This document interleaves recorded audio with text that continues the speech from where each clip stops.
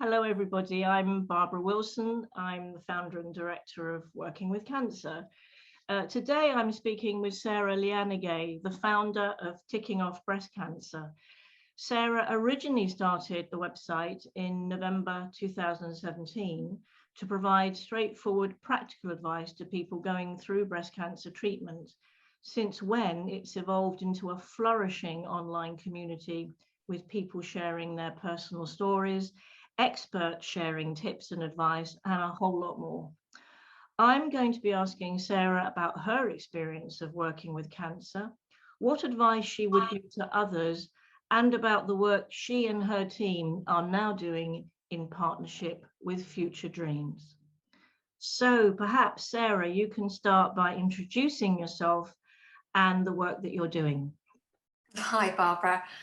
Yes, I'm Sara Liyanage, and I'm the founder of Ticking Off Breast Cancer, which I started up after my own breast cancer diagnosis. It started off as a website. It's now, as you say, it's flourished into a bit more. It's the aim of the website is to give people who are diagnosed with breast cancer, going through treatment, friends and family, a bit of a heads up of what to expect, dispelling some myths about cancer treatment, and really just giving everyone some support and encouragement. We have a team of volunteers, and we're all people who have had breast cancer. So it's very much advice for people with breast cancer provided by those who've been there before. Brilliant. So tell us about your own cancer diagnosis and treatment and how you're doing now. So I was diagnosed in almost 5 years to the day, October 2016, and I was diagnosed with primary breast cancer, which is early breast cancer. It hadn't spread beyond the lymph nodes. I did have breast cancer cells in the lymph nodes. So I had a treatment plan of surgery to remove all the lymph nodes in my armpit, because I had a very rare type of breast cancer, which is that there wasn't a breast tumour, so I didn't have to have a lumpectomy or a mastectomy. I still had all my lymph nodes removed. I then had chemotherapy, radiotherapy, Herceptin, because it was HER2 positive, and I'm now on tamoxifen and will continue to be on that for probably another 5 years. Right. I think our treatment started obviously around October 2016. It was a long process, as it is for everyone. I finished radiotherapy, so sort of the bigger treatment, in the summer of 2017, and then Herceptin carried on until the following March 2018. And like I say, I'm still on the tamoxifen. Right, okay. Wow. So what would you say were and maybe still are the main challenges you faced in managing your work and cancer, and how have you dealt with those? So before I was diagnosed with breast cancer, I was a lawyer. I still am a lawyer. At the time, though, I was working in London, commuting into London from where I live, which is just outside of London, 4 days a week. And at the time, my children were 9 and 11. So I was trying to juggle everything. I was trying to be the career woman 4 days a week. I was also trying to be super mum, hands-on mum, trying to be there for the kids after school, drop them off at school as much as I could. So it was very much a juggling act at the time. So I found that quite a challenge in itself anyway. And then to add a cancer diagnosis into the mix just made life so overwhelming, because for those people who have a breast cancer, a cancer diagnosis, you know, it's almost a full-time job when you're going through treatment, because you are constantly going to hospital for appointments and scans and tests and test results and chemo, whatever it might be. You're always at the hospital. When you're not at the hospital, you're trying to sort of work out when your next appointment is and juggle all of this, and juggle obviously the side effects of any treatment that you're going through. So I think for me, a big challenge was actually adding this extra thing into my life that I really didn't have space for. And as a result of that, and also the fact that I did feel really poorly from the chemotherapy, I just took an extended leave of absence from work. There just wasn't the possibility for me. I wasn't in the right space to even try and continue to work. We're all different. I know everyone's different, and there are some people who do carry on working. I was talking to a woman yesterday who is doing exactly that. But for me, and I had very, very supportive employers, I just felt that I couldn't give my job what I needed to give it, as well as obviously still being a mom and having this added pressure, physically, mentally, emotionally, of cancer. So that was a real challenge. And I think back then as well, things are slightly different now, because remote working now is commonplace. But back then, 5 years ago, there really wasn't the remote working situation. It was very much you go into the office, and certainly where I worked, it was very much go into the office. So there wasn't the option back then to say, well, I could do a little bit at home today, and have that ability. So I think for me, I'd say the biggest challenge that I faced was really just trying to fit everything into my life. And as a result, something fell to the wayside, and it had to be work. Yeah, no, I remember I also took a extended leave of absence because I just couldn't cope with all the impact of chemotherapy and trying to do my job at the same time. Yeah. So from your own experience, was there anything that your employers or colleagues did or said that proved more or most helpful to you? And what was the least helpful, would you say? I'm going to start with the most helpful, because actually I'm very lucky. I have a very supportive workplace, and there is a lot of support for somebody going through illness or supporting a loved one with illness. To start with, I have a very supportive line manager who didn't need any persuading that I needed to take a leave of absence. He was absolutely fine with it to start with. I think it must be very difficult being in that position as a line manager when one of your employees, one of your team says, actually, I'm just not going to be around because of this. I mean, that's, you know, a huge issue straight from that minute. But he was very, very supportive. And at no point did he make me feel guilty or that I was doing something wrong or anything like that. And I think that for me was brilliant, because I just had enough going on. I was worried enough about everything. To have that supportive reaction from him meant a lot. Immediately, he referred me to HR, and HR kind of took over from then on. And they were really, really helpful, because HR obviously helped me with all the insurance issues, all the statutory sick pay, or everything to do with that side of things. They were really helpful, and they were really, really helpful because they regularly phoned me. And they didn't phone me to say, when are you coming back to work? They phoned me to say, how are you doing? What can we do to help you? What do you need? We have an on-site counsellor, we have a chaplain. I work for, luckily, a large organisation. I know lots of organisations don't have these facilities, but just having them think about, what can we do to help this person who is off going through breast cancer treatment? And at no time did they say to me, when do you think you're coming back to work? And so there was no pressure there. And actually it was a nice experience to catch up with someone from work, keep in touch with work, not be left completely alone, and just again have that support.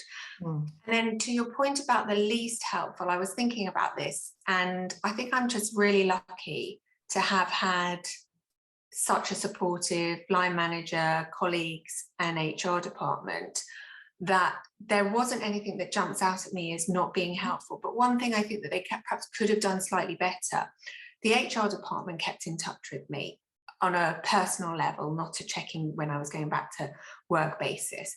What I think would have found more helpful would be my line manager or a colleague getting in touch with me on a regular basis to do the same, so that I was more in touch with the team on the ground.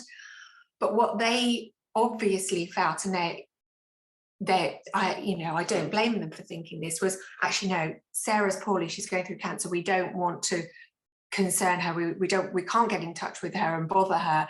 And actually, no, it wasn't that at all. I would have loved to have the odd conversation with colleagues who could let me know what was going on, you know, what's happening at work, who's left, who's joined, you know, all the gossip, how everyone is.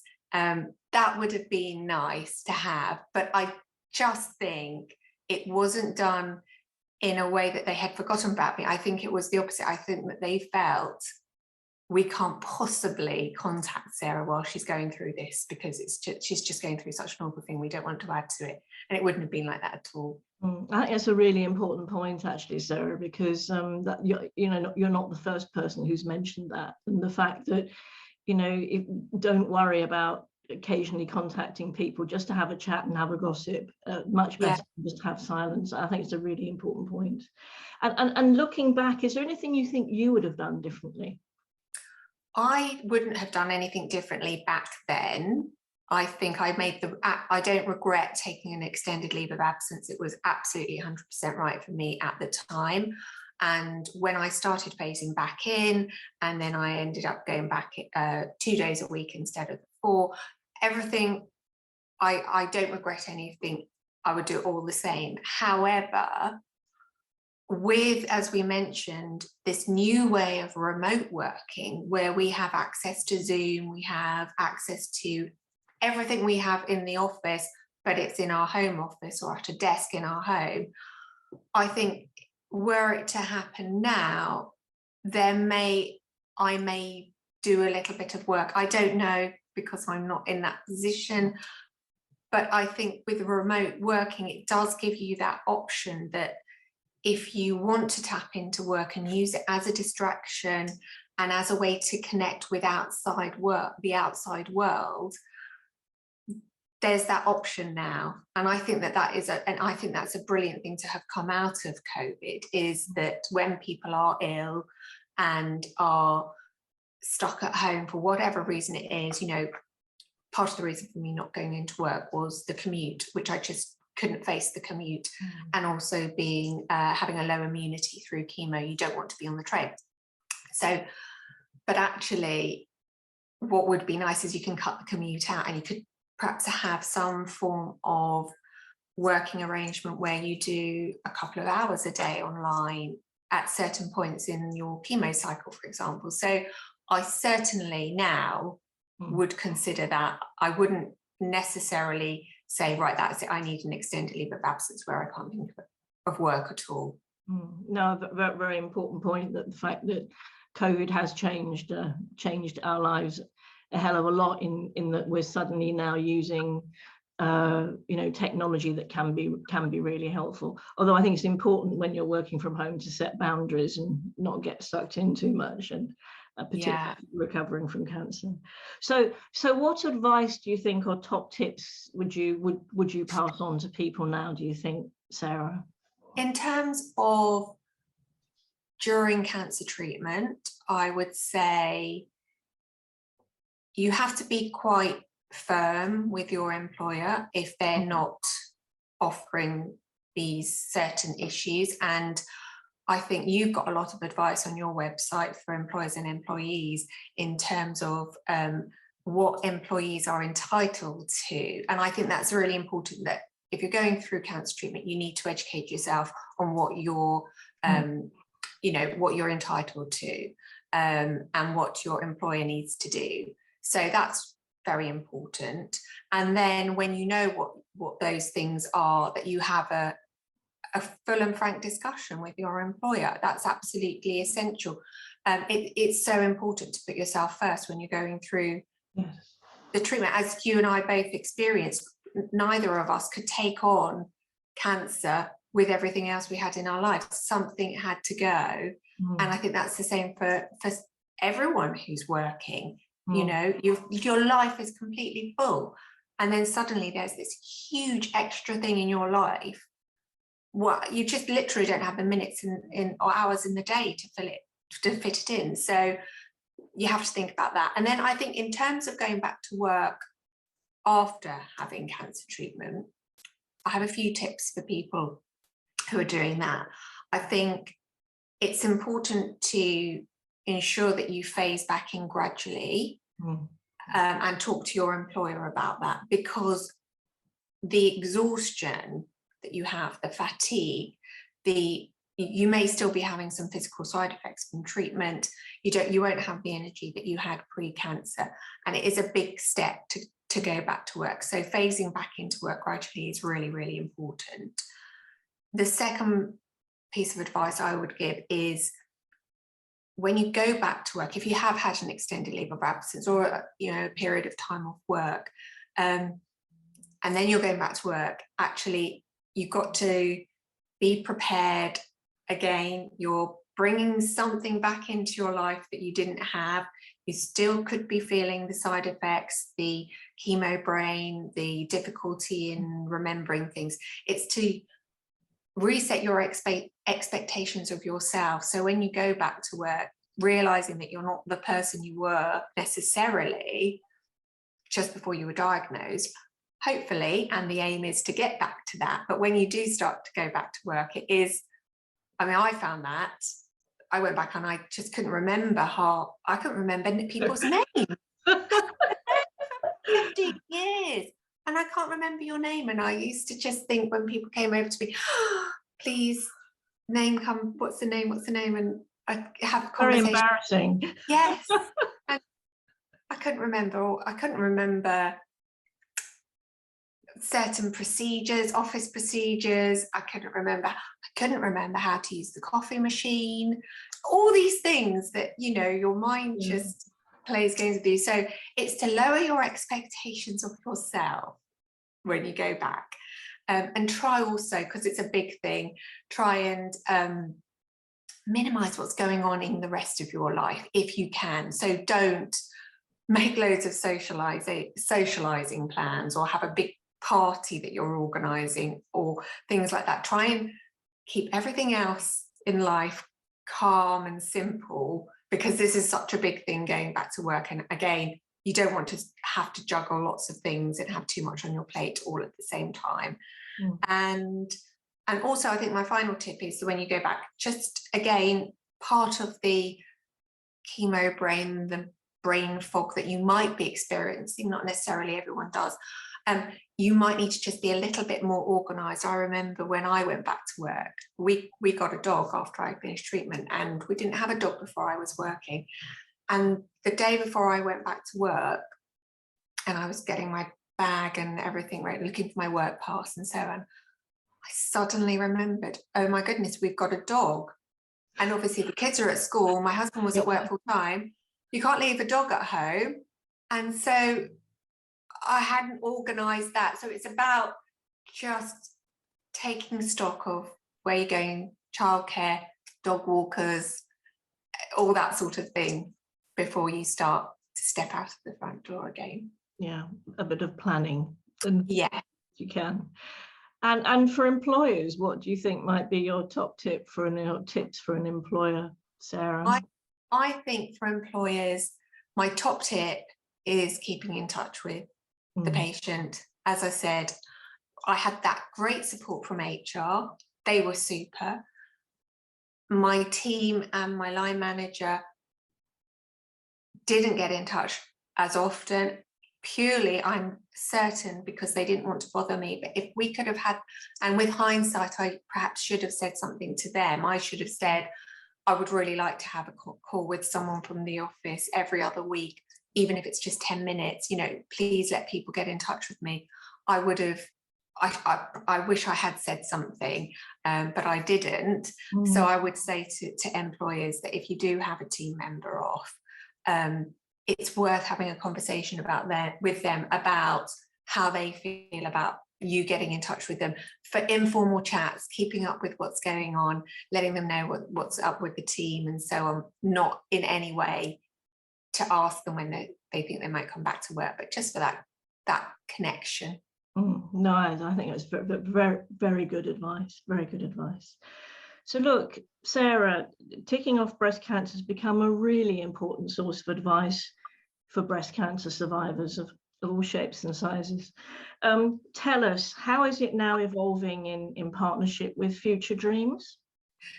So It's an exciting time for us because we had our website, which was tickingoffbreastcancer.com, and on the website we have had practical tips and advice for someone going through treatment, personal stories from other people going through it, and then, as you said, a lot of experts have, and yourself included, written a fantastic array of advice for someone who's going through breast cancer treatment. And it's literally just growing from strength to strength. And we've got a team, as they say, a team of 3, which is taking on someone new as well. And Future Dreams got in touch and said, we're changing our way of working as a charity from just being a fundraising charity to offering patients support, and they're doing it in person. They have a brand new support centre in King's Cross in London that they are working on opening up to provide in-person support to someone with breast cancer. It's the only dedicated breast cancer support centre in London. And at the same time, they wanted to open up their offering for support online on a new website. And so, having seen what we were doing, they felt that we were effectively doing what they wanted to do. They felt that our values aligned, that we had the same interests, that we're really just doing the same thing. So they approached and said, would you like to join us and effectively run our support hub on our new website in the way that you are doing with tickingoffbreastcancer.com. So that's how it all started. This week is the going live of the new website week. There's been a lot of work going on in the background, migrating the content from our website to theirs. And now it's all up, it's all there. We are very, very excited to be part of this. We can reach more people going through breast cancer as being part of a large charity. We've got more capacity on the website. We can do more. We can add videos, which we couldn't previously do. So it's just a very, very exciting time for us. And we are going to continue doing exactly what we did before on this new platform, adding some videos and just carrying on what we're doing. That sounds brilliant. And we'll obviously have to add this video too. Yes, definitely. Yeah. So it sounds really exciting. And where exactly at King's Cross is it going to be? It's just opposite King's Cross train station. It's literally, you come out of the train station, you cross over the Euston Road, and it's down the road there. It's not even a 5-minute walk. Brilliant. Well, I'm gonna definitely pop in when I can. Yeah, absolutely. Okay. Look, Sarah, thank you so much, and thank you also to all those who've been listening to this interview. It's been really, really interesting. If any of you would like to find out more about the work we do at Working with Cancer, please do get in touch with us via our website or at workingwithcancer.co.uk. Or you can call us on 07910 835 585.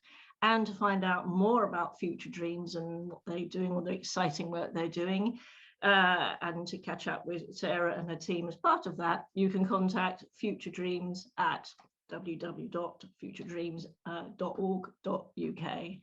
Thank you very much for listening. All the very best. Bye-bye.